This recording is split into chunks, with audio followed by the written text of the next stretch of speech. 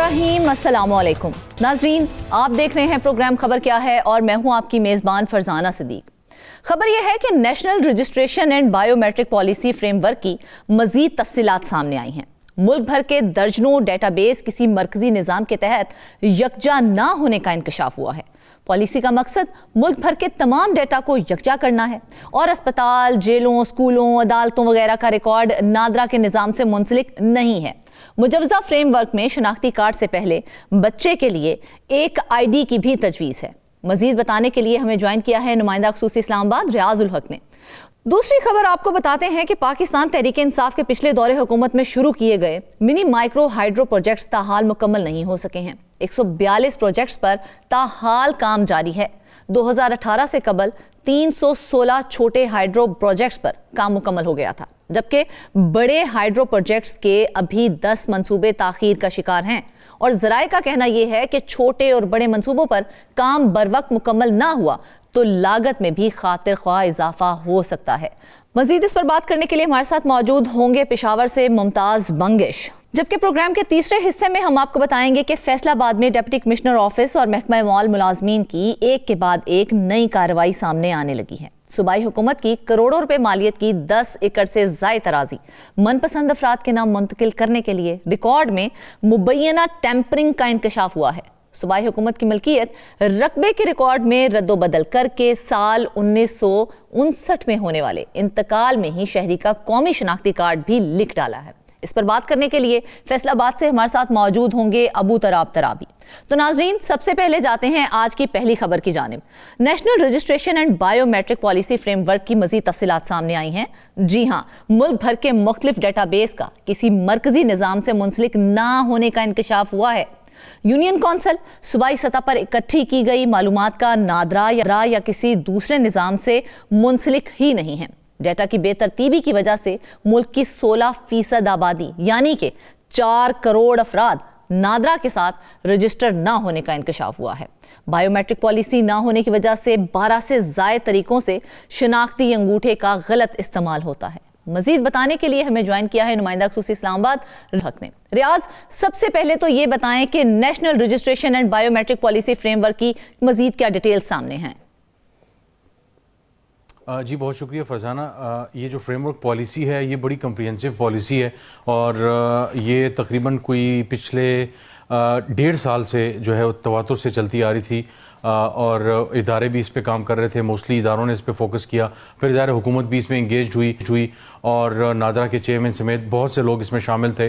तो बड़ी ये कम्प्रिहेंसिव पॉलिसी बनाई है और इस पॉलिसी के ज़ाहिर कुछ कंसर्न्स है वो हम आखिर में डिस्कस करेंगे। लेकिन सबसे जो इम्पोर्टेंट चीज़ है कि पूरी दुनिया में, जैसा कि हम अक्सर प्रोग्राम्स में ये डिस्कस करते रहे कि डेटा कितनी इंपॉर्टेंट चीज़ है, तो ये बाकायदा एक पहली कोशिश है कि पूरे पाकिस्तान में जो एक डेटा है उसको यकजा किया जाए। अब इस सारी पॉलिसी के अंदर ये लिखा हुआ है कि पाकिस्तान में डेटाबेस को इकट्ठा करने की कोई एक जगह नहीं है। जैसा कि अभी अपनी इंट्रो में भी आपने बताया, सबसे इंपॉर्टेंट बात यह है कि 4 करोड़ के करीब जो अफराद हैं वो नादरा के साथ रजिस्टर्ड ही नहीं है, वो मरदमशुमारी में थे। तो 24 करोड़ आबादी है, 20 करोड़ के करीब जो लोग हैं, 24 करोड़ के करीब आबादी है, रजिस्टर्ड हैं यानी मरदमशुमारी में वो आए हैं, लेकिन जो नादरा के साथ रजिस्टर्ड हैं वो 20 करोड़ हैं। और इस तरह के बेइंतहा और फिगर्स हैं वो भी हम आपसे शेयर करेंगे। तो उसमें यह कहा गया है कि मिसाल के तौर पर निकाह खां का जो फॉर्म रजिस्टर्ड होता है, सारा कुछ उस बच्चे की पैदाइश वगैरह के लिहाज से जो फॉर्म बे वगैरह तैयार होता है, इसके अलावा गाड़ी के लाइसेंस और डोमिसाइल और इस सारी चीज़ें, कब्रिस्तानों का डेटा, इसके जितना भी ये बैंक वगैरह का सारा डेटा, ये सारे यकजा नहीं है, ये मुख्तलिफ बबल्स हैं। अब ये वो बबल्स हैं सारे के जिसमें सबसे बड़ा मसला ये होता है कि मुल्क में अगर किसी पॉलिसी को लॉन्च करना है, किसी फैसला साजी पे जाना है कि किसी यूनियन काउंसिल में, किसी ज़िले में कौन सी बीमारी ज़्यादा है, कौन से मरीज़ ज़्यादा आ रहे हैं, कहाँ पे कौन से ट्रेंड हैं, ये सारी चीज़ों का डेटा जो है वो अस्पतालों समेत डेटा, अस्पतालों में किस किस्म के मरीज़ ज़्यादा आ रहे हैं, कहाँ पे क्या हो रहा है और पिछले 5 सालों में क्या डेटा रहा, तो ये कहीं पर एक सेंट्रल सिस्टम में मौजूद नहीं है। अगर हमें मुल्तान का डेटा लेना है तो वो किसी सेंट्रल सिस्टम के तहत नहीं है। मुल्तान जाकर वो आपको फेडरल गवर्नमेंट प्रोविंशियल गवर्नमेंट से भी नहीं मिलेगा। अच्छा। वो आपको बाकायदा तौर पे मुल्तान जाकर निश्तर मेडिकल हॉस्पिटल जाकर वहां पे मैनुअली डेटा निकालना पड़ेगा, और वो भी एक बड़ा फ्रैक्चर्ड किस्म का डेटा होता है। तो अब पंजाब में अगर पंजाब हुकूमत को वो डेटा चाहिए तो वो डेटा उनको इस तरह अवेलेबल है। इसी तरह वफाकी सतह पे तमाम सूबों के हवाले से ये डेटा बहुत अहमियत का हामिल है। तरक्याती फंड जारी करने हो, कहीं पे कोई डेवलपमेंट की स्कीम्स जारी करनी हो, लिटरेसी रेट देखना हो, खवातीन का, बच्चों की तालीम का, लड़कियों की तालीम कहाँ ज़्यादा कहाँ कम, कहाँ पे क्या क्या हो रहा है, ये सारे ट्रेंड जो है, लिटरेसी रेट कहाँ पे क्या, बड़ा एक मतलब जहाँ जहाँ पे जो भी इदारे काम कर रहे हैं वो अपने बबल्स में काम कर रहे हैं, किसी एक बड़े बबल के अंडर काम नहीं कर रहे, एक डेटा नहीं कहेंगे। तो ये एक बहुत बड़ी कोशिश होगी, हुकूमत कोशिश करी, एक फ्रेमवर्क इन्होंने बनाया है कि सारे सिस्टम को इंटीग्रेट किया जाए और एक यूनिफाइड डेटा का सिस्टम बनाया जाए। अब ये डेटा कहाँ पे होगा, ये किस जगह पे रखा जाएगा, क्या उसको नादरा देखेगा? नादरा तो लोगों के शनाख्ती कार्ड और फॉर्म बे और शादी से मुतालिक या निकाह वगैरह से मुतालिक जो चीज़ें हैं उनको रिकॉर्ड में रखता है। लेकिन ये जितना बड़ा डेटाबेस है जिसमें अस्पतालों का, कब्रिस्तानों का और इसके अलावा बैंक्स का, टैक्स का निज़ाम सारा FBR के साथ, तो ये सारा जो सिलसिला है इसको एक जगह पे कैसे कहाँ रखा जाएगा, इसके हवाले से अभी ज़ाहिर चीज़ें नहीं बताई गई। लेकिन एक प्रॉब्लम आइडेंटिफाई कर दी है वफाकी हुकूमत ने, उसका एक फ्रेमवर्क तैयार कर लिया है कि हमने ये बनाना है और इस सब को लेकर एक डिजिटल आईडी क्रिएट अब बनाने का सोच रहे हैं। तो अगर देखा जाए तो यूनियन काउंसिल हो या जो सूबाई हुकूमतें हैं उनके पास तो डाटा होता ही है, तो क्या विफाकी सतह पर इस सारे डाटा को यकजा करने के लिए कोई इदारा पहले से मौजूद नहीं था?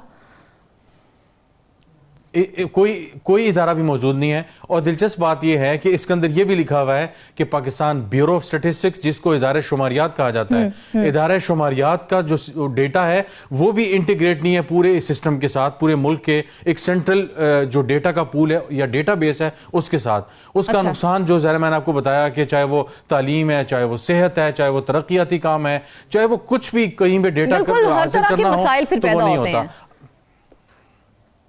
ये एक बड़ा फुकदान है और उसकी वजह से नुकसान जो आपको कुछ डेटा के फिगर्स आपको बताऊं, और वो बड़ी हैरान कुन फिगर्स हैं। मिसाल के तौर पर 1 करोड़ से ज़ायद अफराद के शनाख्ती कार्ड की जो मुद्दत है वो एक्सपायर हो चुकी है और उनको या पता नहीं है या वो कोशिश नहीं कर रहे।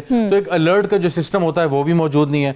फिर इसके साथ साथ नाइकॉब कार्ड जो पाकिस्तान समंदर पार पाकिस्तानी है जिन्होंने नाइकॉब कार्ड लिए हुए हैं, नाइकॉब कार्ड और पाकिस्तानी शरीयत तर्क करने वाले 24% अफराद के फिंगरप्रिंट जो है वो दस्तयाब भी नहीं है। इसी तरह नादरा रिकॉर्ड में रजिस्टर्ड खवातीन में से 12 लाख खवातीन की तस्वीर ही मौजूद नहीं है। अब जहाँ हमारा मुल्क, जहाँ पे हम टेररिज्म की वेव खासतौर से आपको चर्चे से जो बड़ी है और दहशतगर्दी के मामलात हैं, इसमें चारों सूबों में जो है वो चैलेंजेस आ रहे हैं, तो 12 लाख खवातीन का जो तस्वीर है वो डेटा बेस में मौजूद ही नहीं है। तो उनकी शनाख्त करनी हो, कहीं पे मशकूक अफराद हो या किसी हवाले से भी, वो मस्बत भी हो सकता है, कहीं पे किसी की तलाश करनी हो, उनका ID कार्ड मिल गया है लेकिन तस्वीर नहीं है, तो कहीं पे शनाख्त के लिए किसी को अगर मिल भी जाए तो हुकूमत अगर तशहीर करनी चाहे तो या कहीं पे कोई DC लेवल पे, किसी जिली लेवल सतह पे उसकी तशहीर करना चाहे कि ये बच्चे ये खातून गुमशुदा हो चुके हैं या इनका लापता है, तो वो तस्वीर वगैरह से पता नहीं चल सकेगा। तो 12 लाख अफराद का जो डेटा है वो मौजूद नहीं है। शादीशुदा अफराद के 63 लाख शरीके हयात रजिस्टर्ड ही नहीं है। अब अंदाजा लगाएं, 63 लाख 6.3 मिलियन जो लोग हैं उसमें से या मियाँ या बीवी, इन दोनों में से कोई एक रजिस्टर्ड ही नहीं है, लेकिन सिर्फ नादरा को ये बताया हुआ कि जी शादीशुदा है। तो आगे क्या तफसीलात हैं वो नादरा के पास तफसीलात नहीं है। नादरा रिकॉर्ड में मुर्दा करार दिए गए 20 लाख अफराद के पास सिम कार्ड मौजूद हैं। अब अंदाजा लगाएं। फिर इसके साथ वफात पा जाने वाले 1 लाख अफराद बायोमेट्रिक के फिंगरप्रिंट्स इनकी वफात के बाद इस्तेमाल हुए हैं। 1 लाख अफराद ने बायोमेट्रिक फिंगरप्रिंट्स वफात हो जाने वाले लोगों का बाद में जो है वो सिम कार्ड इस्तेमाल की। इस तरह बेतहाल 6 करोड़ अफराद नादरा सिस्टम में सिर्फ पैदाइश के साल के साथ ही रजिस्टर्ड हैं, यानी 1997, 2000, 2001, 2 लिखा हुआ है, महीना दिन नहीं लिखा हुआ। अगेन ये डेटा में जब आप रिकॉर्ड मुरतब करते हैं तो ये आपके लिए एक चैलेंज बनता है। 38 लाख जो है वो मरतबा कोशिश की जा चुकी है नादरा के सिस्टम को हैक करने की, उसमें से डेटा चुराने की। और जैसा कि मैंने इंट्रो में भी आपने बयान कर दिया कि 12 ऐसे तरीके इस्तेमाल होते हैं, लकड़ी के बायोमेट्रिक, सिलिकॉन की बायोमेट्रिक, गोंद या मुख्तलिफ तरीकों से लोगों की जाली बायोमेट्रिक जो है वो बनाने की कोशिश की जाती है। इस पॉलिसी फ्रेमवर्क के तहत अगर देखा जाए तो जो खास तौर पे जो बाहर के मुल्कों के लोग आ जाते हैं, जिस तरह से अफगानिस्तान से बहुत से लोग ऐसे हैं जो कि पाकिस्तान का आईडी कार्ड बना के बैठे हुए हैं, तो उनकी रोकथाम में ये हमें जो पॉलिसी है वो कितनी मदद फराहम करेगी? गैर मुल्कियों के हवाले से तो जैसे मैंने कहा कि एक ये भी हो गई कि हमारे यहाँ अक्सर ये होता था कि मुहाजिरीन में से वहाँ पे ख़वातीन आई या वो मर्द है उन्होंने यहाँ की ख़वातीन से शादी कर ली तो फ़ौरन जो है वो स्टेटस जो है वो चेंज हो गया, जिस तरह अमेरिका वगैरह में होता है। लेकिन वहाँ भी उन्होंने अब टाइम फ्रेम बढ़ा दिया कि फ़ौरन आपको जो है वो वहाँ की सिटीजनशिप मिल नहीं जाती, 5 साल कम अज़ कम आपने गुजारने हैं। अब पाकिस्तान ने ये लॉ मंजूर कर दिया है। अब ये एक बहुत बड़ा चैलेंज था पाकिस्तानी हुकाम के लिए, वजारत दाखिला के हुकाम के लिए और ज़ाहिर इदारों के लिए कि जब मुहाजिरीन मुख्तलिफ ममालिक से आते हैं तो वो किस उसके तहत होंगे, उनका जो शनाख्ती कार्ड है उसका क्या सिलसिला होगा। तो उनके लिए ज़ाहिर एक POR कार्ड है, पर्सन्स ऑफ जो रिप्रेजेंटेशन, इस तरह का कार्ड होता है जो अफगान रेफ्यूजीज़ को इशू किया जाता है। लेकिन उसके बाद भी बहुत से ऐसे लोग थे जिनको पाकिस्तान का कार्ड जो है वो इन्होंने शनाख्ती कार्ड हासिल किया, सिस्टम में आ गए थे और ज़ाहिर उनकी मुख्तलिफ अदवार में आइडेंटिफिकेशन भी हुई। नादरा में ऐसे अफराद मौजूद थे जिन्होंने पैसे के एवज जो है अफगान नेशनल जो थे उनको शनाख्ती कार्ड, नेशनल आइडेंटिफिकेशन जो कार्ड था वो इशू किया, उनको पाकिस्तान की फैमिलीज में इंटीग्रेट किया। तो ये एक बहुत बड़ा एक ऐसा एक ट्री बनाया जाएगा एक शख्स का जिसमें उसका सारा रिकॉर्ड मौजूद होगा, उसने कहाँ से तालीम हासिल की, उसका डोमिसाइल कहाँ का है, उसकी पैदाइश कहाँ की है, वो किन किन अस्पतालों में दाखिल रहा, किन किन थानों में उसके हवाले से पर्चे दर्ज हैं, किन किन अदालतों में उसके हवाले से कभी कोई केस अगर रहा वो क्या रहा और अदालती फैसला क्या आया। इसके साथ साथ बैनुल अक़वामी जो उसने ट्रैवलिंग की हुई है वो क्या क्या है। तो पासपोर्ट का जो डेटा है वो अगेन नादरा के पास उस तरह मौजूद नहीं है, वो DG इमिग्रेशन एंड पासपोर्ट उसको देखते हैं। तो ये सारा के सारा जब इंटीग्रेट हो जाएगा तो ये सारे जब फनल्स बन जाएंगे तो उसके बाद जो इस तरह के गैर मुल्की लोग इसमें आते हैं या वो लोग जो पैसे देकर ID कार्ड बनवा लेते हैं, पाकिस्तान की फैमिली ट्री में आ जाते हैं, वो सारे के सारे फिल्टर आउट हो जाएंगे। और इसका एक बहुत बड़ा फायदा ये भी होगा कि वो तमाम गैर मुल्की जो मुख्तलिफ पाकिस्तान में वाक़यात में टारगेट किलिंग में इन्वॉल्व रहे और फिर पाकिस्तान से फरार भी हो गए, तो वो लोग जिन्होंने पाकिस्तान के जाली शनाख्ती कार्ड भी बनवाए, और हमने देखा बलूचिस्तान में कुछ वाक़यात कुछ अर्सा पहले हुए थे, जिन्होंने तालिबान वगैरह थे जिन्होंने पाकिस्तान का शनाख्ती कार्ड वगैरह भी बनाया था, बाद में इधर उसकी कैंसिलेशन वगैरह भी हुई। तो ये सारी चीज़ें जो है जब फिल्टर आउट हो जाएंगी तो वो रेड फ्लैग्स हो जाएंगे। कोई भी जब शनाख्ती कार्ड बनवाना चाहेगा, पासपोर्ट बनवाना चाहेगा, तो वो स्क्रीन पे सारे रेड फ्लैग्स आ जाएंगे, भाई ये तो नेशनल नहीं है, ये तो फैमिली के साथ, इसका पाकिस्तान में कोई फैमिली ट्री नहीं है। लेकिन जिस तरह से आईडी कार्ड तो अब कंपल्सरी है हर चीज के लिए, आप किसी भी जगह पे जाएं सबसे पहले आपका आईडी कार्ड मांगा जाता है। तो क्या अस्पतालों, तालीमी इदारे या जो अदालतें और NGOs हैं उनका रिकॉर्ड नादरा के पास नहीं होता? उनका रिकॉर्ड नादरा के पास तो नहीं होता, नादरा तो सिर्फ पाकिस्तान के शहरियों के हवाले से करता है।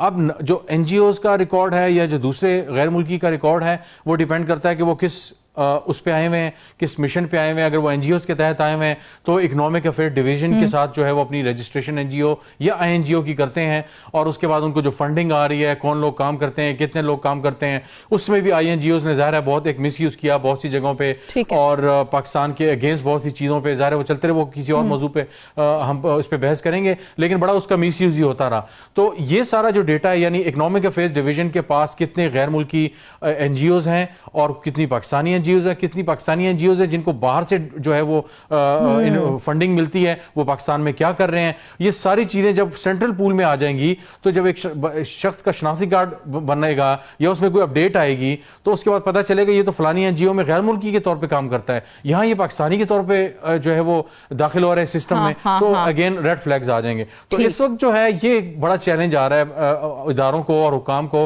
कि गैर मुल्कियों की पहचान के साथ साथ पाकिस्तान के अंदर जो सारा ये डेटा बेसिस हैं, हमारे हाथ डेटा बेसिस मौजूद हैं लेकिन वो सेंट्रल पूल में नहीं है। एक बड़ा जब बबल होगा, एक ही कंप्यूटर में एक ही सिस्टम के तहत जब वो आ जाएंगे तो, और आखिरी सवाल में हम ये डिस्कस करेंगे इस सारे का एक साइड इफेक्ट क्या हो सकता है, और लेकिन हम इस वक्त जो है इसके फवायद की जो है उस पर गिनवा रहे हैं, हम इसका जो फवायद पे डिस्कस कर रहे हैं। तो जाहिर है फायदे तो इसके बहुत हैं, लेकिन ये कहाँ पे होगा, कैसे होगा, इसकी सेंसिटिविटी क्या होगी, क्या इसके जरिए मिसयूज तो नहीं होगा, ये सारी चीजें देखा जाए तो हमारे सिस्टम के अंदर अभी भी बहुत बहुत सी जगह जगह पर खामियां मौजूद हैं। अभी भी बहुत जगहों पर रिकॉर्ड कीपिंग के लिए शनाख्ती अंगूठे जो हैं उनका इस्तेमाल किया जाता है, जबकि इससे काफ़ी सिक्योर रास्ता बायोमेट्रिक सिस्टम का नफाज है। क्या अब हम ये कह सकते हैं कि इस पॉलिसी के नफाज होने के बाद रिकॉर्ड कीपिंग के लिए डिजिटल जराए का इस्तेमाल होगा? जी बिल्कुल, रिकॉर्ड कीपिंग के लिए अब ये एक बहुत बड़ा चैलेंज है कि पाकिस्तान में जो ऑनलाइन जो डिजिटल जो ट्रांजैक्शंस होती हैं और जो बैंक्स के थ्रू हो, एटीएम्स के थ्रू हो, या मुख्तलिफ जगहों पे जो आप पीओएस कार्ड के थ्रू करते हैं, ATM card, debit card, credit card use होता है, वो सारा के सारा जो है वो जब बनता है वो ज़ाहिर है आपके फिंगरप्रिंट्स को लेकर यूज होता है। पूरी दुनिया में एक हर शख्स की आईडी होती है। उसको हमारे यहाँ बहुत ज्यादा, हमारे यहाँ पूरी दुनिया में ज़ाहिर है इसको होता है, हमारे यहाँ इसका बहुत ज्यादा मिस यूज किया गया। और अनफॉर्चुनेटली तकरीबन 2013-14 में जब टेररिज्म की जो वेव थी वो पीक पे थी, तो पाकिस्तान मुस्लिम लीग नवाज की हुकूमत थी, और उसके बाद हमने देखा कि जब चौधरी निसार अली खान इंटीरियर मिनिस्टर थे तो बाकायदा तौर पे पहली मरतबा ये फैसला किया गया कि हम बाकायदा तौर पे हर शख्स को जब सिम कार्ड इशू होगा तो उसकी बायोमेट्रिक जो है वो ली जाएगी। यानी कि रियाज, हम ये कह सकते हैं कि इस पॉलिसी फ्रेमवर्क को जब नाफिज कर दिया जाएगा तो डिजिटल जराए का इस्तेमाल भी होगा और हमें डिजिटलाइजेशन देखने को मिलेगी अब हर जगह पर। इसमें कोई शक नहीं है कि न सिर्फ डिजिटलाइजेशन बढ़ेगी, मुल्क में ट्रांसपेरेंसी आएगी और डेटा का बेहतरीन इस्तेमाल होगा, और इसी तरह जो डिजिटल ट्रांजैक्शंस हैं, डिजिटल जो फाइनेंशियल ट्रांसपेरेंसी है वो भी बेहतर हो जाएगी, फाइनेंशियल प्रॉस्पेरिटी की तरफ भी जाएगी। एफबीआर जो अरसे से चीखता रहता था कि जी चीज़ें वो हमारे साथ नहीं आ रही और वो कैश पे ट्रांजैक्शंस हो रही हैं, सारा कुछ हो रहा है, तो जब ये बायोमेट्रिक चीज़ों को फ्रेमवर्क को इंप्लीमेंट कर दिया जाएगा और चीज़ें जब डिजिटलाइज हो जाएंगी, पूरी दुनिया अब डिजिटल ट्रांसफर्स वगैरह पे जा रही है, तो ये इन सारी चीजों का ज़ाहिर है बहुत बड़ा फायदा होगा। लास्ट में जाने से पहले मैं सिर्फ बताता चलूं कि सिर्फ सबसे इंपॉर्टेंट बात यह है कि ये सारा जो डेटा है ये हुकूमत पाकिस्तान जब इसको लेगी, नीयत उनकी बज़ाहिर अच्छी लग रही है, लेकिन हमेशा राय एफबीआर का भी था कि टैक्स का डेटा उनके पास आता है तो अक्सर वो लीक हो जाता है, कितने सियासतदानों ने इतने सालों में कितना टैक्स दिया, वो एक बहुत बड़ा चैलेंज बन जाता है। तो ये देखना होगा कि क्या इस डेटा को जब प्रोटेक्ट किया जाएगा तो क्या इसको इस तरह प्रोटेक्ट किया जाएगा कि ये किसी को ब्लैकमेल करने के लिए यूज नहीं होगा, किसी की आर्म ट्विस्टिंग के लिए यूज नहीं होगा, कहीं पे अगर कोई बात नहीं मान रहा, किसी से कोई बात मनवानी है, चाहे वो इदारों में है, पुलिस में है, कहीं ऐसा तो नहीं होगा कि उसका बाजू मोड़ने के लिए कहा जाएगा जनाब हमारे पास तो आपकी पहली शादी का ये निकाहनामा मौजूद है। रियाज, देखा जाए तो हमने देखा है हुकूमत की जानिब से तो अच्छे इकदाम किए जाते हैं, यही की जाती है कि जो हमारे सिस्टम के अंदर लूप होल्स हैं उनको कवर किया जाए, उनको रोका जाए, उनको बंद किया जाए, ताकि इस तरह के जो काम करने वाले लोग हैं उनका रास्ता बंद किया जाए। हमारी कोशिश यही है इस प्लेटफॉर्म के जरिए कि हम वो मुद्दा उठाएं जिससे आप अवाम का भी फायदा हो और हमारा भी फायदा और हुकूमत का भी फायदा हो। नाज़रीन, वापस आएंगे एक ब्रेक के बाद।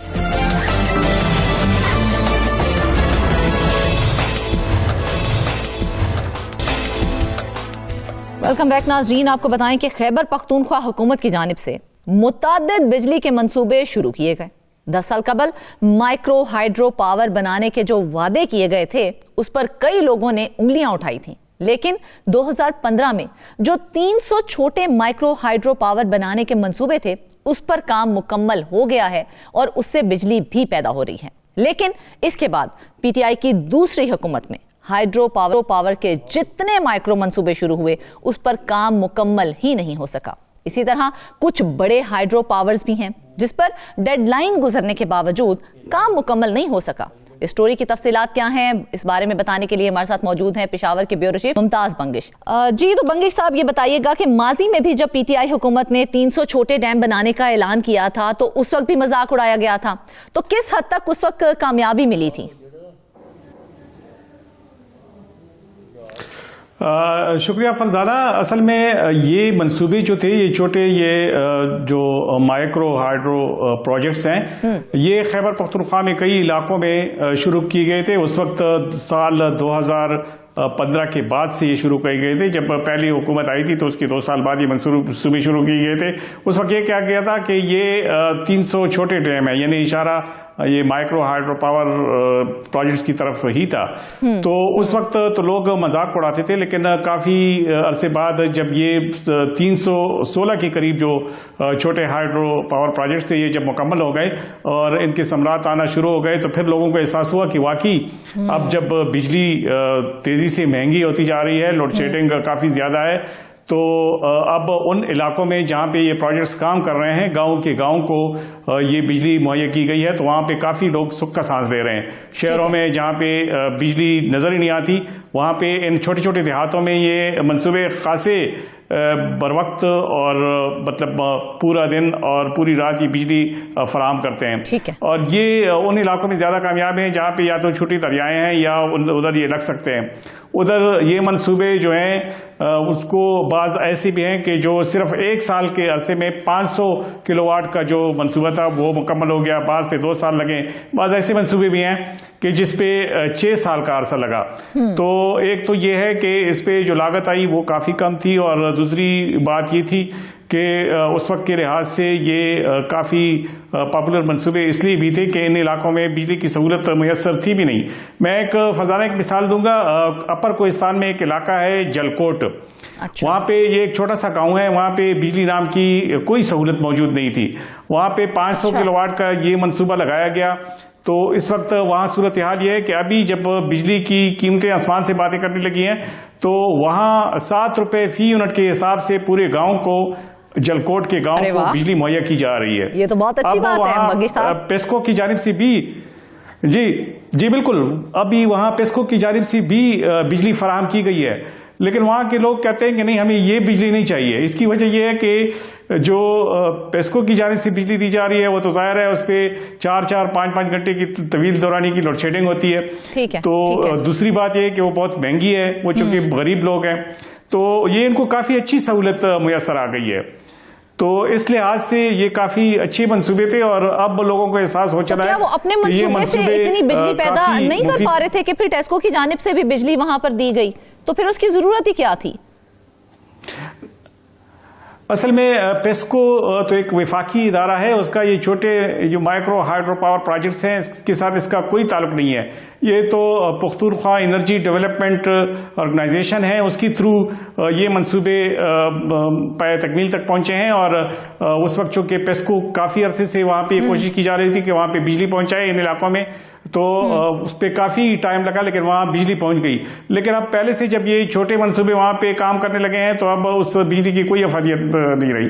तो फरजाना, असल जो बात है वो ये है कि जो पिछली हुकूमत में ये मंसूबे थे 316 के करीब ये प्रोजेक्ट्स थे, ये तो कामयाबी से ये तो मुकम्मल हो गए तक पहुँच गए। ठीक है। लेकिन उसके बाद फिर जी बिल्कुल ये मुकम्मल हो गए, लेकिन उसके बाद जब दूसरी हुकूमत आई तो उस वक्त 142 के करीब मंसूबे शुरू की गए, और इस 142 मंसूबे में एक भी अभी तक पाए तकमील तक नहीं पहुंचा। कहा यह जा रहा है कि ये 2027 तक ये मंसूबे मतलब पाए तकमील तक पहुंचेंगे। लेकिन सवाल ये है कि इतने अरसे तक जब ये पाए तकमील तक पहुंचेंगे, इतना अरसा लगेगा, तो जाहिर है उसकी लागत जो है वो भी दुगनी होती जाएगी। और ये मंसूबे जिस पर जो ये कम लागत मंसूबे समझे जाते थे, अब इस पे काफी अखराजात आएंगे। लेकिन तो मंगेश साहब, ये तो बहुत अच्छा तजुर्बा था जिसके तहत 316 के करीब, जिस तरह से आपने बताया कि छोटे डैम्स मुकम्मल हो गए थे। जब उस वक्त मुकम्मल हो गए थे, तो फिर अब क्या मुश्किल आ रही है? जब दूसरी बार हुकूमत आई है पीटीआई की, तो इतने मंसूबे जो शुरू के सिर्फ 142 के करीब आपने बताया कि मंसूबे हैं, तो उनमें क्या मसला आ रहा है? वो अभी तक क्यों नहीं मुकम्मल हो सके हैं? यही मैं कह रहा हूं कि इसमें जितने भी मंसूबे हैं, इसमें ये 500 किलोवाट से कम के मंसूबे हैं। और जो पिछली दौरी हुकूमत में 500 किलोवाट के जो दीगर मंसूबे शुरू किए गए थे, उसमें ऐसे मंसूबे, मिसाल के तौर पे मनसेरा में एक मंसूबा है डबोकान, वहाँ पे 1 साल में 500 किलोवाट का मंसूबा मुकम्मल किया गया। मनसेरा ही में बेलामनोर का एक मंसूबा है, वो 2 साल के अरसे में मुकम्मल हो गया था। ठीक है। इसी तरह बहुत सारे मंसूबे हैं। बहरैन में 500 किलोवाट का मंसूबा है, वो 2 साल में मुकम्मल हो गया था। अब जो 142 मंसूबे हैं 2027 तक भी अभी तकरीबन 2 साल रहते हैं, तो 2 साल तो ये मंसूबे लटके रहेंगे। गुज़श्ता 2-3 सालों से ये 142 के 42 जो है, ये सब छोटे हाइड्रो हैं जिनकी तकमील होनी है। जी बिल्कुल, इसमें 500 किलोवाट से कम मतलब कैपेसिटी के मंसूबे हैं, और ये जो है ये अमूमन छोटे छोटे देहातों को के लिए बनाए जाते हैं। वहाँ पे जो बिजली के मसाइल हैं, अगर एक गांव में 500 किलोवाट का एक मंसूबा लग जाए तो उसके लिए काफ़ी होता है। तो ये वो मंसूबे हैं। और ये जो छोटे हाइड्रो पावर्स होते हैं, इनकी तकमील पर अमूमन कितना वक्त लगता है? इनको कितना वक्त दरकार होता है? ये तो कम से कम तो इनके लिए ये 1 साल भी हो जाते हैं। बाज ऐसे अच्छा। मंसूबे हैं कि जो जब 2015 में शुरू किए गए थे तो अगले 2016 में भी वो मुकम्मल हो गए थे। मतलब चंद महीनों में, इवन 11 महीनों में भी ये मंसूबे मुकम्मल हो चुके हैं। लेकिन चूंकि फंड्स का मसला है, दीगर मसाइल हैं, जो बॉटलनेक्स हैं डिपार्टमेंट की तरफ से। पिछले दिनों भी इसी तरह का एक इजलास हुआ है एनर्जी डिपार्टमेंट का, उसमें इस बात का नोटिस लिया गया है कि जो जितने भी मंसूबे हैं, जो पन बिजली के मंसूबे हैं, उसमें ताखीर हो रही है। इसको फौरी तौर पर इसलिए कंप्लीट किया जाए कि अगर ये डेडलाइन गुजरने के बाद कंप्लीट नहीं होते तो जाहिर है उसका जो PC1 होता है वो रिवाइज हो जाता है, और जब रिवाइज हो जाता है तो उसकी लागत भी दुगनी हो जाती है उस वक्त की मुनासिबत से। उसमें मजीद ठीक जी बंगी साहब, उसमें मजीद इजाफा होता है। तो इस तरह जी अच्छा, तो इस तरह से ये जो मंसूबे हैं, इसमें कुछ ऐसे मंसूबे भी हैं कि जो बड़े मंसूबे हैं वो भी ताखीर का शिकार हो रहे हैं। तो इसलिए अगर लागत में इजाफा होता है तो जाहिर है। अच्छा, इस तरह ये जो बड़े मंसूबे हैं, ये तकरीबन, ये छोटे मंसूबे नहीं, ये तकरीबन 781 मेगावाट के मंसूबे हैं। इसमें एक मंसूबे की मिसाल मैं आपको दूंगा, कोटो हाइड्रो पावर प्रोजेक्ट्स है। ये लोअर दीर में एक मंसूबा है जिसने अक्टूबर 2024 में मुकम्मल होना था। ये 40 मेगावाट का एक मंसूबा है और इस पे अखराजात जो अभी आ रहे हैं वो 13,000 मिलियन रुपए हैं। यानी ये एक इस लिहाज से तो एक बहुत बड़ा मंसूबा है। लेकिन अगर ये अक्टूबर में मुकम्मल नहीं हुआ और अभी 2025 का साल शुरू हो चुका है तो जाहिर है इस पर मजीद भी उसके लिए वक्त दरकार होता है। तकरीबन अगरचे ये तकमील के आखिरी मराइल में है, लेकिन अब भी तकरीबन 4-5% काम इस पर रहता है। तो इस लिहाज से इसके जो अखराजात है इसमें इजाफे का खदशा पैदा हो गया है, क्योंकि हजारों मिलियन रुपए का प्रोजेक्ट है। तो इसलिए इसमें इस किस्म की ताखीर जो है वो बड़े नुकसान का पेशखेमा साबित हो सकता है। कितनी लागत रखी गई थी इन मंसूबों के लिए और कितना इसके अंदर इजाफा हो गया अब इसकी लागत में? जिस तरह तो मैंने कोटो हाइड्रो पावर प्रोजेक्ट का जिक्र किया, ये चूंकि अक्टूबर 2024 में ये मंसूबा मुकम्मल होना था, 13,000 मिलियन रुपए इस पे अखराजात आने थे। अब मजीद इसके लिए कोई इसमें ये हिसाब नहीं लगाया गया कि अगर ये कितने अरसे के लिए ताखीर का शिकार होता है, उसकी मुनासिबत से ही इसमें इजाफा होगा। मनसेरा में जबोड़ी प्रोजेक्ट थे, दिसंबर 2024 की डेडलाइन दी गई है, लेकिन ताहाल ये मंसूबा मुकम्मल नहीं हुआ। इसमें 4,000 मिलियन रुपए का ये मंसूबा था, 10 मेगावाट बिजली इससे फराहम होगी पूरे इलाके को। इस तरह शांगला में भी बड़ा मंसूबा है, 11.8 मेगावाट का ये मंसूबा है, करोड़ा के मुकाम पर दिसंबर 2024 में मुकम्मल होना था, लेकिन जनवरी आने के बावजूद भी ये मंसूबा मुकम्मल नहीं हो सका है। इसमें 6,000 मिलियन रुपए जो है इसकी लागत लगाई गई थी, लेकिन अगर ये ताखीर का शिकार हो तो इसमें मजीद जो है कई हजार इसमें ऐड हो सकते हैं। तो इसलिए जो गुज़श्ता दिनों जो एक इजलास हुआ है उसमें इस बात का नोटिस लिया गया है कि अगर ये फौरी तौर पर कंप्लीट ना हो तो इसकी लागत में इजाफा होगा। तो इसलिए फौरी तौर पर अगर इसको कंप्लीट किया जाए तो कम से कम जो तखमीना लगाया गया था उसी के अंदर ये मंसूबे मुकम्मल होंगे। अगर ये मंसूबे मुकम्मल हो गए, जिन 10 मंसूबों का मैं जिक्र कर रहा हूं, तो कोई 781 मेगावाट बिजली जो है ये हमारे केपी में शामिल हो जाएगी और ये लोगों को सस्ते दामों में असर आएगी।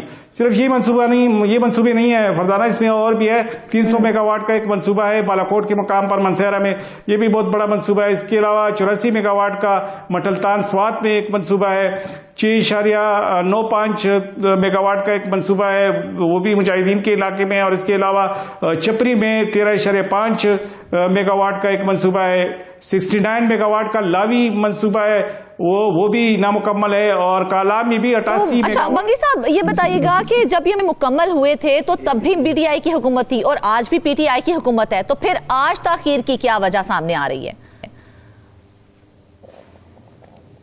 जी बिल्कुल फरजाना, उस वक्त जब ये मंसूबे शुरू हुए थे तो यही पीटीआई की हुकूमत थी, यही लोग थे। हाँ। और जो ब्यूरोक्रेसी थी यही ब्यूरोक्रेसी थी, यही इदारे थे और यही मशीनरी थी। लेकिन मसला ये था कि उस वक्त इसको चूंकि संजीदा लिया गया था और बाकायदा तौर पे पीटीआई की आदत की जानिब से उन पे एक चेक रखा जा रहा था और हर महीने उसकी मॉनिटरिंग होती थी। तो इसलिए वो मंसूबे तो बहुत मुकम्मल हो गए। लेकिन इसकी बहुत सारी वजूहत हैं। एक तो प्रॉपर मॉनिटरिंग नहीं है, दूसरी वजह यह है कि फंड्स की कमी है। जब फंड्स की कमी आ जाती है तो जाहिर है मामला दोबारा फाइनेंस डिपार्टमेंट चला जाता है। फाइनेंस डिपार्टमेंट में ऐसे जो इश्यूज होते हैं वो फिर लटक जाते हैं। फिर दोबारा जब उसमें ताखीर हो जाती है तो PC1 रिवाइज हो जाते हैं। PC1 जब रिवाइज हो जाते हैं तो उसके लिए फिर फंड्स मुयसर नहीं होते, क्योंकि एक दफ़ा जब एक लागत एक तखमीना लगाया जाता है तो उसके मुताबिक ही उसको उसमें पूरा होना था। जब ताखीर होती है तो जाहिर है फिर जब रिवाइज एस्टिमेट लगाया जाता है तो उसको पूरा नहीं कर सकते। जाहिर है जी बिल्कुल, चूंकि वो रिवाइज करना पड़ता है तो इसलिए अखराजात दुगने हो जाते हैं। और बाज़ औक़ात इस तरह से होता है कि जब एक मंसूबा लटक जाता है तो फिर उसमें उसी तरह से उसकी अफदियत नहीं रहती। जाहिर है जिसने वो मंसूबा शुरू किया होता है वो उसको अपनी नज़र से देख रहा होता है, और जब मॉनिटरिंग भी नहीं होती तो वो मंसूबा जब ज़्यादा अरसे तक ज़ेर इल्तिवा रह जाए तो अक्सर ऐसे मंसूबे अधूरे ख़त्म हो जाते हैं। बहरहाल इन मंसूबों के बारे में हुकूमत का कहना तो ये है कि ये मंसूबे 2027 तक मुकम्मल होंगे। जो 142 छोटे हाइड्रो पावर प्रोजेक्ट्स हैं वो भी मुकम्मल हो जाएंगे, और जिन बड़े मंसूबों का मैंने जिक्र किया है 781 मेगावाट, उनका हुकाम का कहना यह है कि चूंकि अभी जो है उसमें चंद एक महीने ही ओवर हो चुके हैं डेडलाइन में, तो इनकी कोशिश है कि साल 2024 में ये सारे जितनी भी 781 मेगावाट के जो 10 बड़े मंसूबे हैं इसको फौरी तौर पर मुकम्मल किया जाएगा। अब देखना यह है कि अगर ये मुकम्मल हो गए तो फिर तो इजाफी लागत उसमें नहीं आएगी, लेकिन अगर मजीद तो 2024 अब गुजर चुका। एग्जैक्टली 2025 की बात मैं कर रहा हूं, सॉरी 2025 में ये कहते हैं कि ये मुकम्मल हो जाएंगे। अगर 2025 में मुकम्मल ना हुए तो जाहिर है इस दौरान इनको दोबारा रिवाइज करना पड़ेगा। और ये जो तखमीना इन्होंने लगाया हुआ है, मिसाल के तौर पे ये जो कोटो हाइड्रो पावर प्रोजेक्ट्स है ये थोड़ा सा काम है उसमें रहता है, लेकिन 13,000 मिलियन रुपए का ये प्रोजेक्ट्स है। अगर ये मुकम्मल नहीं हुआ और ज्यादा ताखीर का शिकार हुआ तो जाहिर है इसमें फिर हजारों मिलियन का इजाफा हो सकता है। ठीक है, मंत्री साहब एक आखिरी सवाल है, शॉर्ट आंसर चाहिए मुझे ये बताएं कि अब कहा जा रहा है कि जी मंसूबे हम करेंगे, हम इनका एज सुन एज पॉसिबल इनको मुकम्मल करने की कोशिश करेंगे, क्या लाया अमल इख्तियार किया जा रहा है? कोई स्पीडी वर्क जो है हमें देखने को मिल रहा है अब? जी बिल्कुल, गुज़श्ता दिनों इस सिलसिले में एक इजलास हुआ है और उसमें इस बात का बाकायदा तौर पे 1 बाई 1 एक मंसूबे को डिस्कस किया गया है कि इसमें ताखीर क्यों है। तो चूंकि ब्यूरोक्रेसी की जानिब से मुख्तलिफ किस्म के हरबे अपनाए जाते हैं, कोई उसको जस्टिफाई करता है कोई एक बात से और कोई फंड्स की कमी की वजह से, कोई हालात की वजह से। तो अब इन्होंने कमिटमेंट की है कि वो चंद महीनों के अंदर अंदर ये जितने भी जो बड़े प्रोजेक्ट्स हैं उनको मुकम्मल करेंगे। और जहां तक छोटे प्रोजेक्ट्स का ताल्लुक है, 142 जो छोटे माइक्रो हाइड्रो पावर प्रोजेक्ट्स हैं उनके बारे में ये कहा जा रहा है कि ये 2027 से पहले मुकम्मल नहीं हो सकते, 2027 तक ही ये सारे मंसूबे मुकम्मल हो जाएंगे। कोई पहले होगा कोई बाद में होगा, लेकिन 2027 तक जितनी भी 142 मंसूबों का जो प्रोजेक्ट है ये मुकम्मल तौर पर खत्म हो जाएगा। अब देखना यह है कि ये जो छोटे मंसूबे हैं और ये जो 10 जो बड़े मंसूबे हैं ये 2025 में मुकम्मल होते हैं या नहीं, लेकिन यह है कि इसके लिए कमिटमेंट की जरूरत होती है, बाकायदा मॉनिटरिंग की जरूरत होगी। देखा जाए तो हमने हमेशा से ये देखा है कि मंसूबों का आस कर दिया जाता है, बहुत अच्छे मंसूबे होते हैं और कई मंसूबे ऐसे हैं जो वक्त पर मुकम्मल भी हो जाते हैं। उसी तरह के मंसूबे जब दोबारा शुरू किए जाते हैं तो उनमें इतनी ताखीर क्यों आती है? अगर इतनी ताखीर आएगी तो मंसूबे अपनी अफादियत खत्म कर देते हैं, उनकी अफादियत ही दम तोड़ जाती है। फिर आने वाले वक्तों में अगर वो मुकम्मल हो भी जाएं तो आवाम को उसका उस तरह से खातिर ख्वाह फायदा नहीं होगा। तो चाहिए हमें ये कि इन मंसूबों को जल्द अज जल्द मुकम्मल कर दिया जाए। वापस आएंगे ब्रेक के बाद।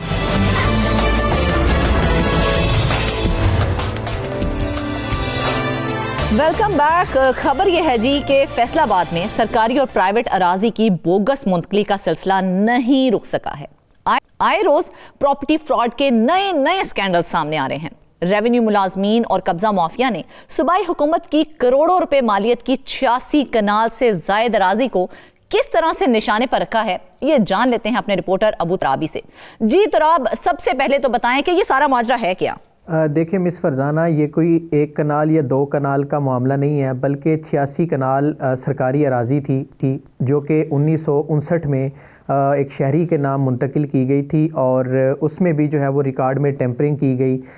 हमारे पास जो दस्तावेज़ात हैं वो ये बता रही हैं कि महकमा जो माल के मुलाजमीन हैं और डिप्टी कमिश्नर ऑफिस के मुलाजमीन, इन्होंने जो है वो बाहमी तौर पर गठजोड़ करके कब्ज़ा माफिया के साथ इस तरह का जो है वो सरकारी जो रूल्स हैं उनके साथ खिलवाड़ किया है कि सरकारी अराज़ी को प्राइवेट अफराद के जो है वो नाम मुंतकिल किया गया। और सिर्फ वहाँ पर भी बस नहीं की गई बल्कि उस रिकॉर्ड में इतनी टेम्परिंग की गई कि जो करोड़ों रुपए मालियत की 86 कनाल अराज़ी थी वो 2 अफराद के नाम मुंतकिल कर दी गई। देखें, ये कोई पहला केस नहीं है कि रेवन्यू जो मुलाजमीन हैं वो फ़्रॉड कर रहे हैं और उसमें जो है वो सरकारी अराज़ी निशाने पे आ रही है, बल्कि हम 4 माह में मुसलसल 6 ऐसे स्कैंडल रिपोर्ट कर चुके हैं कि प्राइवेट अराज़ी और सरकारी अराज़ी जो है वो कब्ज़ा माफिया के निशाने पे है। और इनके पीछे जो गठजोड़ है वो डिप्टी कमिश्नर ऑफिस और एडिशनल डिप्टी कमिश्नर रेवन्यू और असिस्टेंट कमिश्नर दफातर के मुलाजमीन का है, जो अरसा दराज से अहम सीटों पर बराजमान हैं, कॉलोनी ब्रांचेज़ हैं, दूसरी ब्रांचेस में बैठे हैं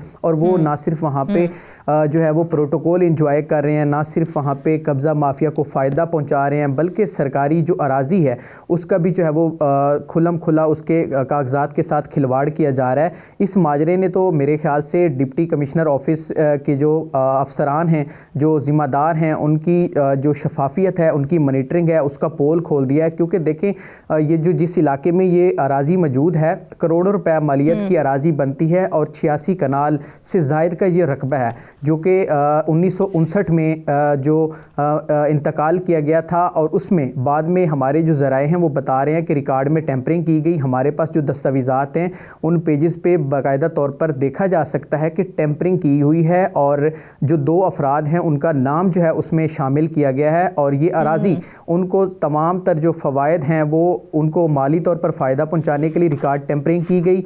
और इसके साथ साथ देखिए, फैसलाबाद जो है ये अराज़ी हथियाने के हवाले से ये सरे फहरिस्त इज़ला में इसको आप कह सकते हैं, क्योंकि इसमें ना तो सरकारी अराज़ी जो है वो महफूज है, ना प्राइवेट अराज़ी महफूज है, ना ओवरसीज़ पाकिस्तानी जो बेचारे दयारे गैर में अपने अहले खाना के लिए, अपने बच्चों के लिए जो है वो रोज़ी रोटी कमाने जाते हैं, उनकी अराज़ी भी हथिया ली जाती है। जब वो वहाँ से पाकिस्तान में आते हैं, अपने रिकॉर्ड देखते हैं रेवन्यू दफातर में जाकर, तो उनके होश जो है वो उड़ जाते हैं। उनको समझ ही नहीं आती कि वो जाएँ तो कहाँ जाएँ, कि वो अराज़ी जो है वो कई साल पहले रिकॉर्ड में फ़रोख्त हो चुकी होती है और वो फिर किसी और के नाम चली जाती है। फिर वहाँ से सिर्फ मामला यहाँ पे भी नहीं रुकता। देखें, ये सरकारी जो अराज़ी थी इसके साथ खिलवाड़ जो है वो वक्तन फ़वक्तन किया जाता रहा है। ये जो कब्ज़ा माफिया होता है, रेवन्यू मुलाजमीन होते हैं, ये बड़े मुनज़्ज़म खेल के साथ चलते हैं। एक जो है शख्स के नाम अराज़ी की, फिर उसने आगे किसी को फ़रोख्त कर दी, फिर उसे आगे थर्ड पार्टी को फ़रोख्त की जाती है, ताकि ये अगर केस अदालतों में भी जाए, चैलेंज भी हो बोर्ड ऑफ रेवन्यू में, तो मामला जो है वो सिर्फ कागजात की हद तक और फाइलों की और केसों की हद तक ही महदूद रहे और जो ज़िम्मेदार हैं उन तक ना पहुँचा जाए। ये इस तरीके से मुनज़्ज़म खेल खेला जाता है। अबू दराब, एक और बड़ी मज़े की चीज़ जो है वो इस केस में सामने आई है, वो ये कि रेवन्यू मुलाजमीन ने 1959 में ही कौमी शनाख्ती कार्ड नंबर मुतारिफ करवा दिया था। तो हमारा सिस्टम इतना तेज कब से होना शुरू हो गया है? क्या इतनी तेज सर्विस है हमारे सूबे में रेवेन्यू डिपार्टमेंट की? मिस फरजाना, मसला यही है कि मैं तो खुद जब मेरे पास ये दस्तावेज़ात आई तो मैं खुद हैरान हो गया कि हमारा रेवेन्यू डिपार्टमेंट इतनी जो है वो तरक्की कर गया है कि 14 साल पहले उन्होंने कौमी शनाख्ती कार्ड नंबर जो है वो मुतारिफ़ करवा दिया। और देखें कि 14 साल 1973 में पहला जो शनाख्ती कार्ड था वो जारी हुआ था और 1973 में बाकायदा तौर पर मैनुअल शनाख्ती कार्ड का इजरा शुरू हुआ था। लेकिन यहाँ पे देखें कि मैनुअल भी नहीं बल्कि कंप्यूटराइज शनाख्ती कार्ड नंबर हमारे जो रेवेन्यू डिपार्टमेंट के अफसरान हैं उन्होंने 1959 में ही मुतारिफ़ करवा दिया है। तो इससे आप अंदाज़ा लगा सकते हैं कि हमारे रेवेन्यू डिपार्टमेंट की सर्विस कितनी तेज़ है। लेकिन ये सिर्फ उन लोगों के लिए है जो पैसा खिलाते हैं, जो सरकारी अराजी पर कब्जा करना चाहते हैं और उसमें सरकारी मुलाजमीन का बाकायदा हिस्सा रखना चाहते हैं। तो देखें, हम जैसे बंदे तो सोच भी नहीं सकते ना, अगर आपने और मैंने कोई अपना ज़ाती काम करवाना हो तो मेरे ख्याल से हमें 10 साल लग जाएंगे जायज़ काम करवाते हुए भी। लेकिन आप देख लें कि यकीन करें कि किस तरह का मजाक है कि आप 14 साल बाद मैनुअल शनाख्ती कार्ड शुरू हो रहा है और आप 14 साल पहले ही मैनुअल की बजाय आप कंप्यूटराइज शनाख्ती कार्ड मुतारिफ़ करवा रहे हैं। तो इसमें देखें आप आज अपने हमारी जो रेवेन्यू अदालतें हैं उनकी सूरत हाल देख लें तो पता नहीं हज़ारों केसेस इल्तवा का शिकार पड़े हैं, लेकिन इनके लिए तेज़ सर्विस है। कब्ज़ा माफिया के लिए और जो सरकारी मुलाजमीन के आलाकार हैं उन लोगों के लिए बिल्कुल तेज़ सर्विस है। और मेरे ख्याल से जो बोर्ड ऑफ रेवेन्यू के हुकाम हैं उनको ये सर्विस दूसरे लोगों के लिए भी मुतारिफ़ करवानी चाहिए जो जायज़ काम के लिए बेचारे गरीब जो हैं वो अदालतों के धक्के खा रहे हैं। रेवेन्यू केसेस के लिए उनकी यही कोशिश होती है कि आज किसी न किसी तरह से सुनवाई हो जाए, लेकिन जब वो रेवेन्यू अदालतों में बिल्कुल अबू तराब जिस तरह से आप बता रहे हैं तो ये और चीज जो है उसको भी वाज़ेह कर दें कि जिन अफराद के नाम सरकारी रकबा मुंतकिल किया गया है उनकी कोई मालूमात हैं आपके पास कि आया उन्हें सियासी वाबस्तगी का फायदा हुआ है या फिर सरकारी मुलाजमीन ने खुद नवाज़शात की हैं उन पर? जी बिल्कुल, देखें उनकी हमें हमारे जो ज़राए हैं वो डिप्टी कमिश्नर ऑफिस के वो यही बता रहे हैं कि उनकी कोई सियासी वाबस्तगी तो नहीं है। अलबत्ता उनके ऊपर डिप्टी कमिश्नर ऑफिस के जो मुलाजमीन थे मुख्तलिफ ब्रांचेज़ के और जो रेवेन्यू अमला था उन्होंने ज़रूर नवाज़शात की हैं और ये इनफरादी तौर पर फ़ायदे पहुँचाने के लिए किया गया। इसमें कोई सियासी वाबस्तगी ज़ाहिर नहीं हुई, बल्कि जो सरकारी मुलाजमीन की नवाज़शात हैं वो मामला इसमें पाया गया है। क्योंकि देखें कि जो सरकारी मुलाजमीन है, मैंने आपको जैसा कि पहले भी बताया कि ये आलाकार जो है वो ये जिन लोगों के नाम प्रॉपर्टी ट्रांसफ़र की जाती है मिस फरजाना, ये लोग उन लोगों के सरकारी मुलाजमीन के आलाकार होते हैं। क्योंकि सरकारी मुलाजमीन की ये कोशिश होती है कि डिमी नाम जो है उनके लोगों के नाम जो है वो ट्रांसफ़र की जाए प्रॉपर्टी, उससे आगे फिर एक और फ़र्द के जो है वो ट्रांसफ़र की जाती है और थर्ड पार्टी पे जाके सरकारी मुलाजमीन बाकायदा तौर पर फिर खुलकर सामने आते हैं। तो ये केस है, इसमें यही है कि जो 10 एकड़ से ज़ायद करोड़ों रुपए मलियत का जो सरकारी रकबा था वो जिन लोगों के नाम हुआ है उन पर इंतज़ामी जो दफातर के मुलाजमीन थे, अफसरान थे, उनकी नवाज़शात हैं और उन्होंने जो है वो सरकारी ख़जाने को दोनों हाथों से लूटने की कोशिश की है। इन दो अफराद के नाम जो है वो प्रॉपर्टी जो है वो ट्रांसफ़र की गई और एक शख्स का तो इतनी देखें जल्दबाजी कि एक शख्स का तो शनाख्ती कार्ड नंबर ही पहले लिख दिया गया। तो मेरे ख्याल से क्या इतनी फुर्तियाँ दिखाने की ज़रूरत है? दो नंबरी में देखें, यही तो इन लोगों की जो है जल्दबाजी और उस्तादियां और कारीगरी जिसकी वजह से ये लोग सरकारी जो आप हमारी कौम को अंडर एस्टिमेट कर रहे हैं। बहुत तेजियां आती हैं इनको, जब जहां पे 2 नंबरी लगानी हो ना तो सबसे ज्यादा तेजियां इन लोगों को आती हैं। बिल्कुल मिस फरजाना, इस्टीमेट तो हम अंडर इस्टीमेट तो इनको तब करें ना कि जब हम इनकी कारीगरी को जो है वो हम उसका एतराफ़ ना कर रहे हों। देखिए मैं तो इनकी कारीगरी का बड़ा मोतरफ़ हूँ, मुझे रेवेन्यू बीट करते हुए बड़ा अरसा हो गया है। तो यकीन करें कि पंजाब हुकूमत जो है वो मुख्तलिफ कंप्यूटराइज और ऑनलाइन सिस्टम लेके आती है और ये ऐसे उस्ताद हैं कि ये ऑनलाइन सिस्टम को कंप्यूटर को ही फेल कर देते हैं। तो आप बड़े मुनज़्ज़म तरीके से यानी कि ये खेल खेला जाता है। लोग बिल्कुल ऐसे मुनज़्ज़म तरीके से देखें कि ऑनलाइन सिस्टम को ही फेल कर देते हैं ना ये लोग।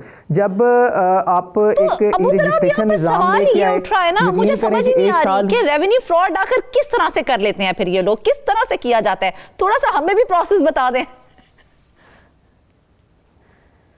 मिस देखें, अगर हम आपको प्रोसेस बताना शुरू कर देंगे तो मेरे ख्याल से ये एक ऐसी लंबी जो है वो दास्तान है कि पूरे 1 घंटे का प्रोग्राम इसी पे रेवेन्यू जो मुलाजमीन की कारीगरी है उसी पे गुजर जाएगा। लेकिन मैं इन शार्ट बताता हूँ कि ये एक ना जो एक डिमी सा जो एक नाम है वो इस्तेमाल किया जाता है। देखिए अगर मेरे नाम सरकारी रकबा मैंने अगर कहीं से अलाटमेंट करवानी है तो सरकारी मुलाजमीन पहले तो मेरे से मुकमुका करेंगे कि भाई आप इतने एकड़ में से हमारे लिए क्या रखेंगे। पहले तो मेरे साथ वो बारगेनिंग की जाएगी, फिर मेरे नाम अलाटमेंट की जाएगी।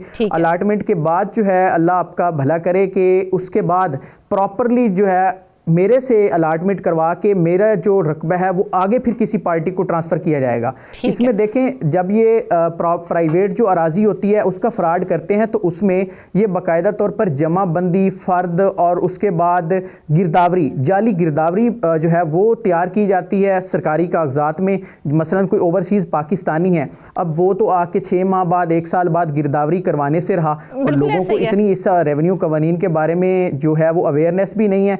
तो मिस मिस फरजाना मेरे नाम की जो जाली गिरदावरी है वो तैयार की जाएगी। जाली गिरदावरी तैयार करते करते करते उसको एक थोड़ा सा एक मखसूस अरसे तक चलाएंगे। उसके बाद वो जाली गिरदावरी वाला जो है वो डॉक्यूमेंट्स उठाएंगे और तहसीलदार साहब के पास चले जाएंगे। देखेंगे थोड़ा सा ऐसे ही चलाएंगे कि कोई इसको परसू कर रहा है या नहीं कर रहा। कोई परसू नहीं करेगा तो फिर अपना काम चला लेंगे।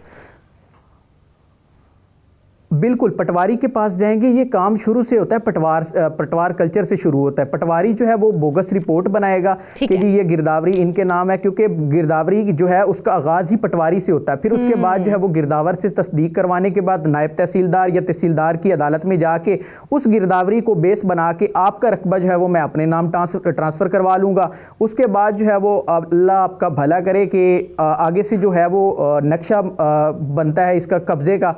फिर वो कब्ज़ा जो है वो भी पटवारी के पास आता है। पटवारी एक फ़र्ज़ी रिपोर्ट तैयार करेगा कि जी मैं गया हूँ और फ़लाँ अराज़ी पे कब्ज़ा जो है वो इन्हीं का था और लिहाजा जो है हमने पुलिस की मदद से या हमने वैसे महकमा माल की मदद से हमने कब्ज़ा वागुज़ार करवा के दे दिया है। जब वो मामला आ जाएगा उसके बाद वो इंतकाल मेरे नाम हो जाएगा। इंतकाल के बाद अब मैं आगे आ जाता है जी कंप्यूटर सिस्टम। इंतकाल के बाद मैं अब कंप्यूटर सिस्टम को चकमा देने चला जाऊँगा।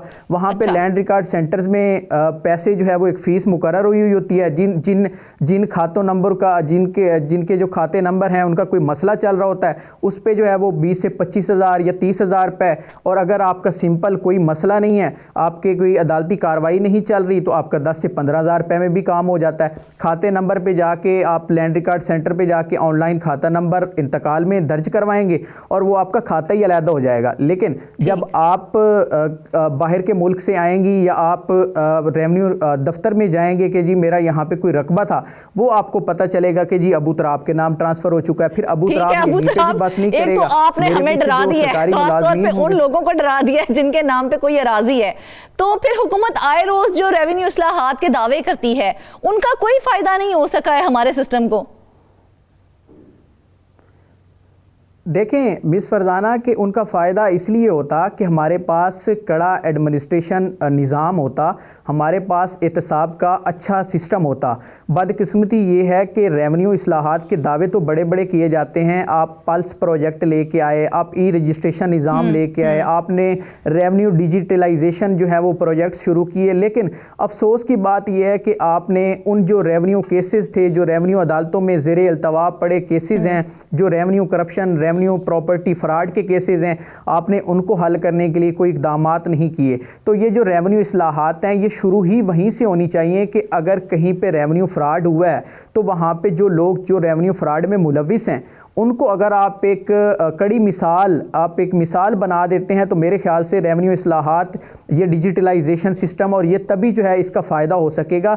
वरना आप जो सिस्टम लेके आएँ, आप पंजाब लैंड इन्हेंसमेंट सिस्टम लेके आएँ, आप डिजिटलाइजेशन लेके आएँ, आप ई रजिस्ट्रेशन निज़ाम लेके आएँ, ये सब निज़ाम जो हैं वो सिर्फ मीटिंग्स की हद तक बेहतर जो है वो आपको परफॉर्मेंस दे सकते हैं। लेकिन जो साइलिन हैं, जो रेवेन्यू साइलिन हैं या जिन लोगों के साथ मुतासरीन फ़राड वाले हैं, उनको जो है इन रेवेन्यू इस्लाहात का कोई फ़ायदा नहीं होता। मेरे ख्याल से हुकूमत सिर्फ फ़र्जी दावे करती है, फ़र्जी कार्रवाइयाँ की जाती हैं, लेकिन जो रेवेन्यू फ्रॉड करने वाले लोग हैं उनको कोई पूछता नहीं है।